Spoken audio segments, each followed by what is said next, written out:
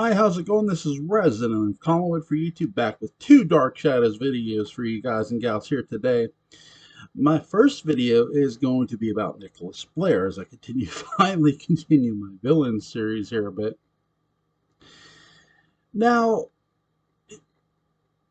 many characters get introduced in Dark Shadows, and some characters you see right away, and some characters you see later on.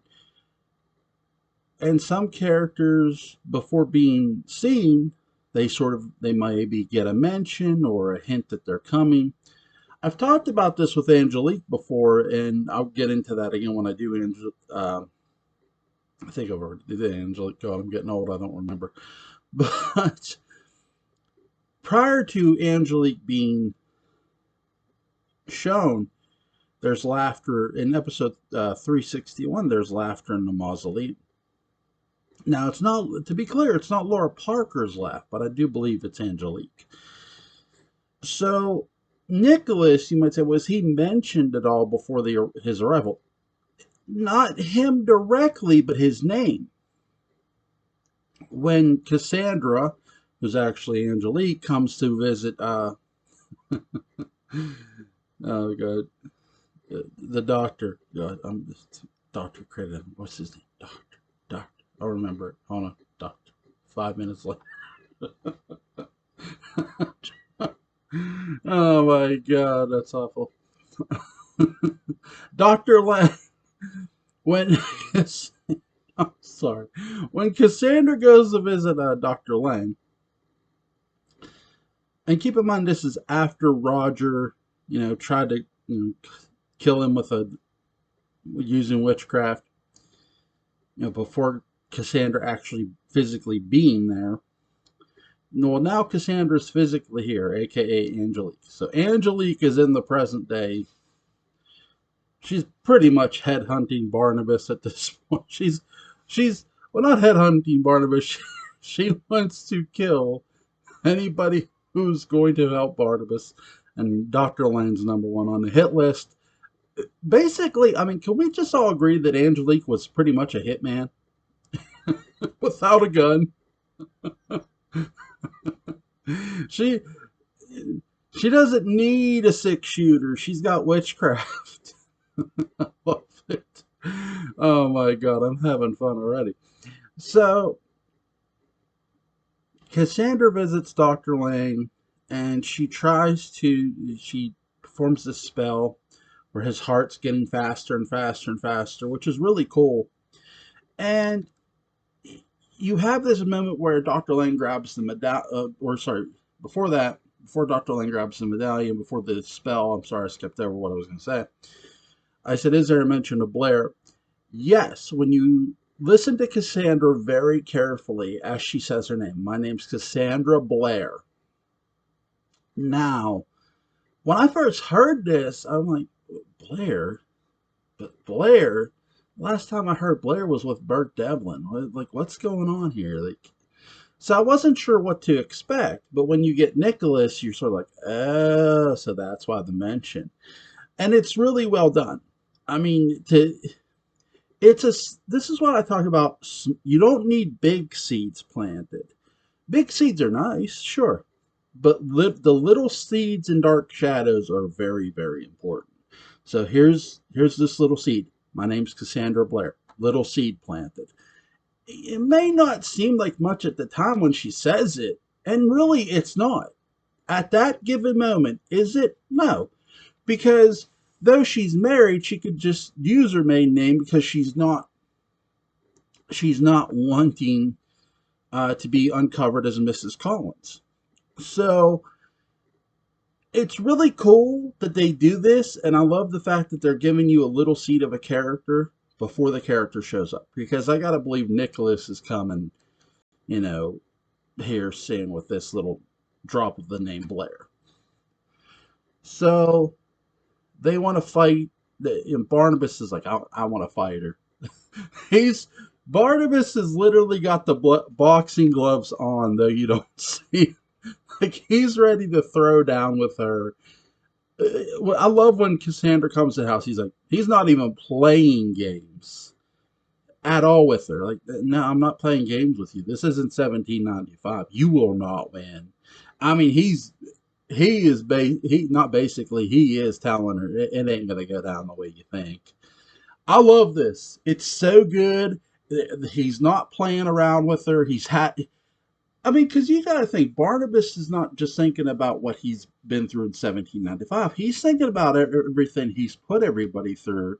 And it's like, no, I'm not letting this go down again. No. And I love it. I love it to death. Really well done. Yes, yes, he wants to take Jeff Clark. Him and Dr. Lane want to take Jeff Clark's head off and use it as Jeff Clark's face off and use it as the face for Adam. I mean, it's face off, what, 30 years prior when you think about it, which is cool. I mean, who wouldn't want to take Jeff Clark's face off? I would. Uh, no. The doctor told me. The doctor told my mother I was so ugly I should get a refund. I think I said that right. I may have said it wrong. Oh God. Um,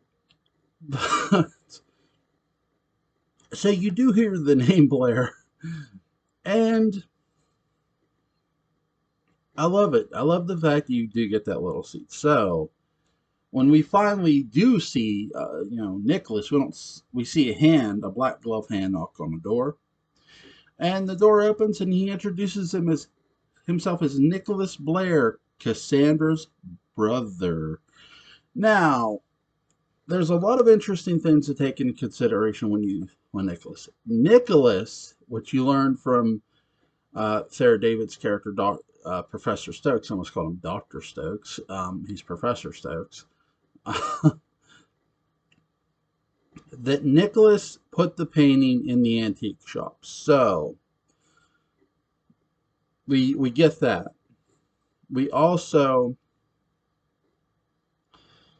know that Angelique has been bested by the ghost of Reverend Trask. Yes, yes, Reverend Trask was finally of use, everybody. Other than blaming Victoria for witchcraft, he was finally of some good use. Some good use. Instead of trying to, hand a woman that wasn't a witch. Oh my God. Oh, poor Reverend. Gosh, I'm bricked up in a wall. What a way to go, right? So, but I love how now when they release him, by the way, prior to Nicholas showing up, when they released the Ghost of Trask, I know I'm jumping around, so I apologize. This has been my channel my whole life.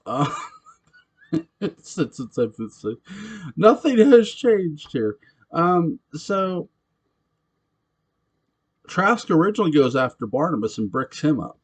And keep in mind, Barnabas is, somewhat human, and so they finally, Julia and Willie rescue Barnabas finally, and then they tell Trask, "Hey, this is who you're after. The witch. The witch is Cassandra / Angelique is Angelique." So that he goes after her, and she's gone. It's like Barnabas is like, I don't know. I'm not so sure. Can it really be over? He's not completely sold by this that it's over with her. He knows better than to underestimate Angelique. So, which I love. I mean, he sort of this happens in 1897 too. He knows better. Just because you don't see her doesn't mean she's not around. It's Dark Shadows really did this,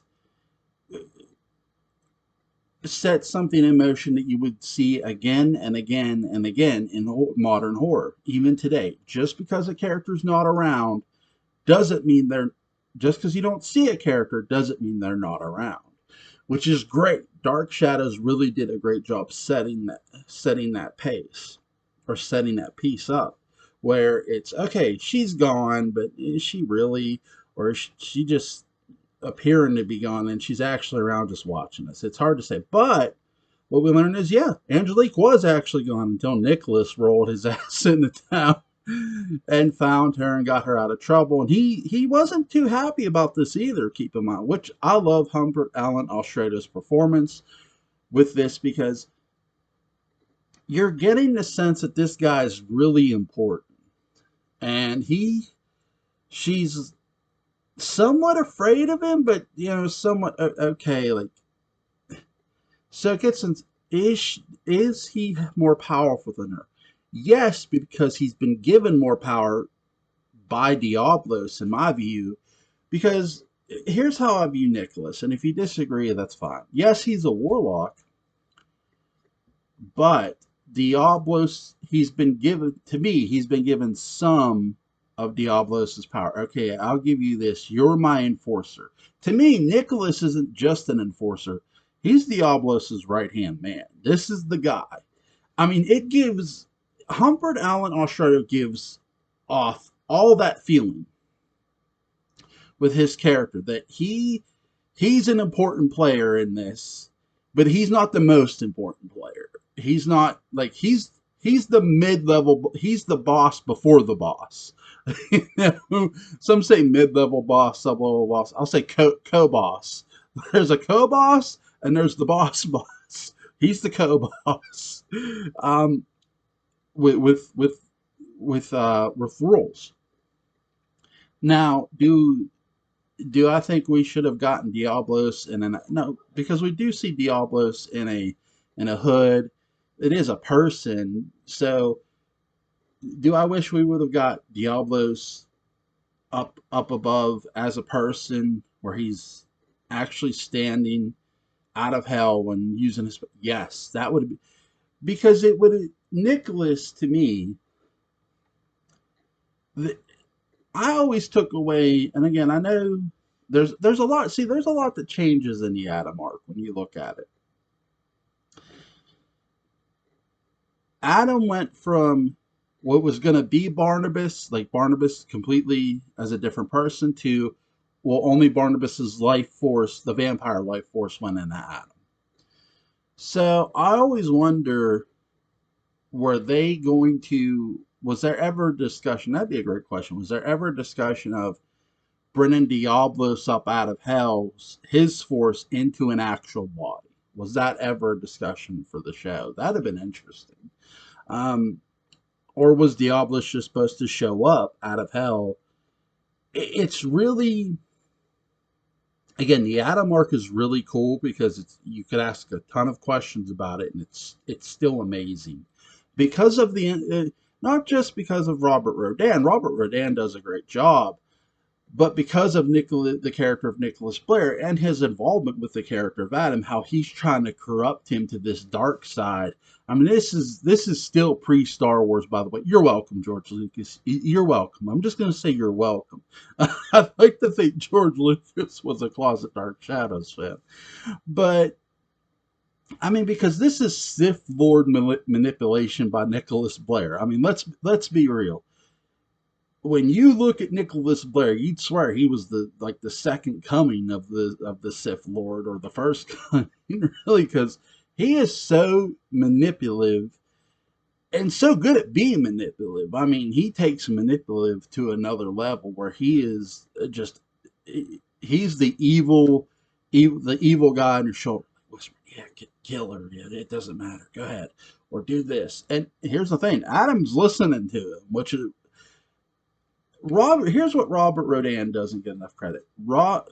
Adam listening to Nicholas puts Nicholas over. I mean, as a character, it helps both Robert Rodan's character grow a bit, and it helps Nicholas, the character of um, Humphrey Allen Alstrado's character, Nicholas Blair, grow a bit. It's a great moment in the arc that doesn't get talked about enough, really, because it's a set.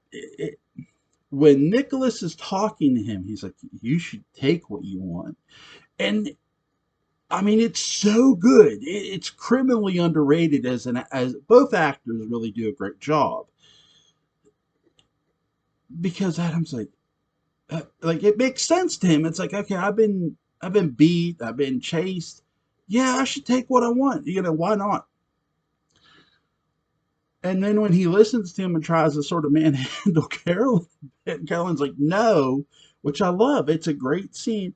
And she tells Professor Stokes, he's become a man. It's a great line, right?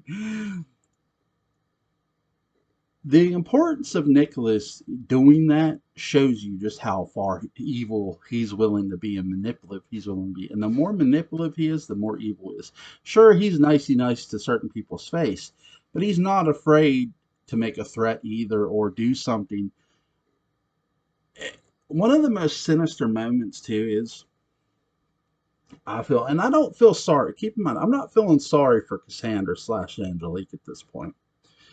I mean, because Barnabas has made it very clear. Like, I'm not playing games here. Like, just he's been Barnabas has done everything to handcuff Angelique to stop her. I give the writers, Jonathan Frid, all deserve a lot of credit because, and Laura Parker did an amazing job with selling the fact that number one, they used the portrait, they used the painting to stall Angelique, which was really good. Professor Stokes confronts Angelique, who he knows is now Cassandra, in the Dream Curse, which is a great scene, by the way. And then you have the Reverend Trask thing, which causes Nicholas to show up, and Nicholas is not playing games, at least at first. I think his intentions are pure evil. I mean, he wants, he tells Angelique, he lays the cards on the table as well.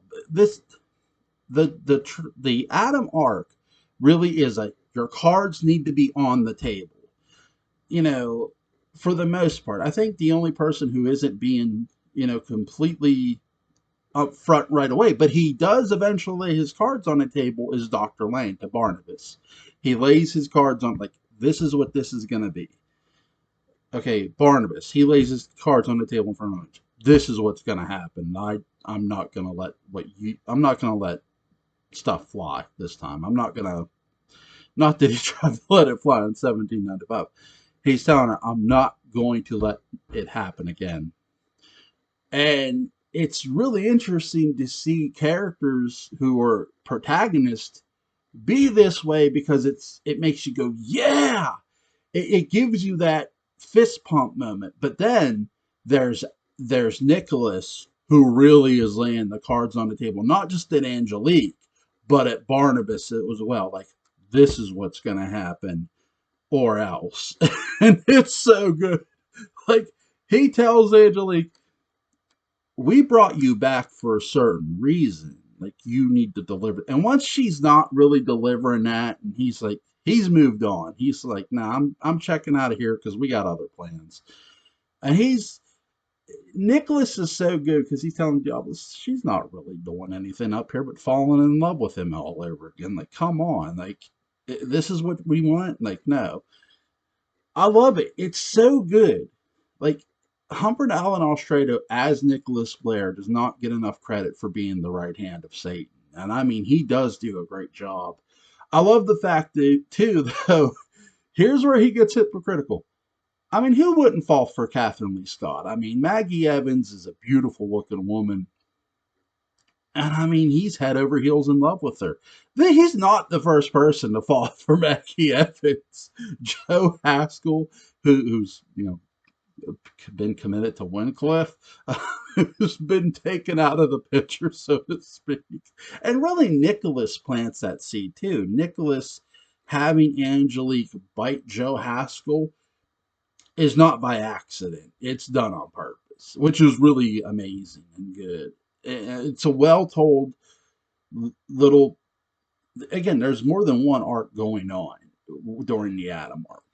There's the Nicholas Blair arc. There's sort of a lot of arcs going on, which is great.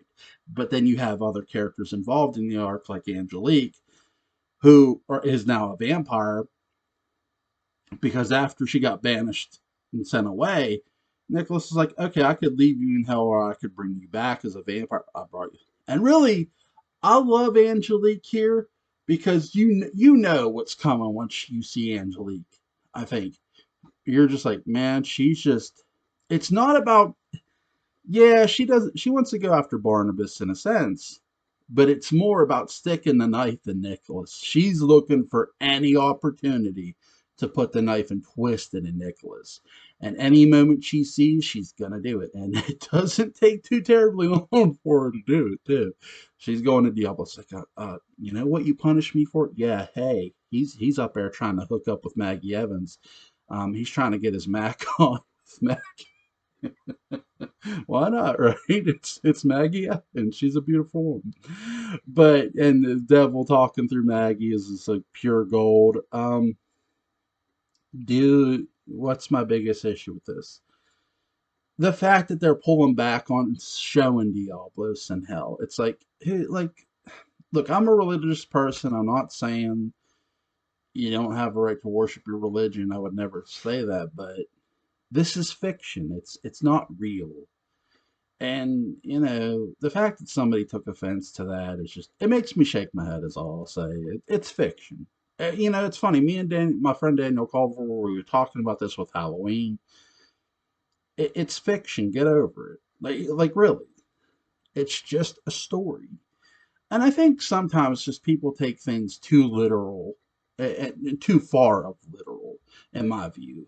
Um, That's just how I feel about it. I think it's a great arc. And I know a lot of people don't love the Adam arc. I love it. Like Nicholas, Humphrey Allen Ostratus character, he's doing, by the end of, before he gets sent back to hell, he's doing everything to try to just get things accomplished with Eve, Adam, well, more Adam, and Eve. And it's just like, well, it doesn't happen. And then he gets sent back to hell. He goes, yeah, the devil's had enough. Like, okay, I got basically they though they weren't really brother and sister, they fought like they were brother and sister. Angelique and Nicholas, they really did. Really great acting, always in Dark Shadows. And I think that's something that doesn't get said enough too. The acting in Dark Shadows is absolutely superb, as well as the writing. If you have not checked out the Adam arc, the Nicholas Blair, the whole post 17, what we call the post 1795 arc, look, is it as good as 1795? I think when you measure it like that, you're going to probably, you might say no, but I think it holds its own weight though, too. Simply because of how the characters are laying cards on the table, but they're like jaw dropping. It's like, you're not, I wasn't expecting, okay, when I first watch and even when I go back, I'm not expecting Dr. Lane to lay cards on the table, his cards on the table, Barnabas. I'm not expecting Barnabas to finally lay his cards on the table at Cassandra slash Angelic. Why? Because he's been so secretive about who he is. And it's like, and she keeps threatening she's going to tell Roger. He's like, yeah, right. No, you won't. He's calling her bluff. I mean, he's already laid his cards on the table and he's calling her bluff, which is great acting. And I love how Nicholas, when he lays his cards on the table, is like, this is how it's gonna go and this is how it's gonna be, and there ain't nothing you can do about it. And I love it. It's so well done from a writing and acting standpoint. It does not get the praise it deserves. All right, that's my first Dark Shadows video for you today. I'll be back here after a bit. I'll see you later.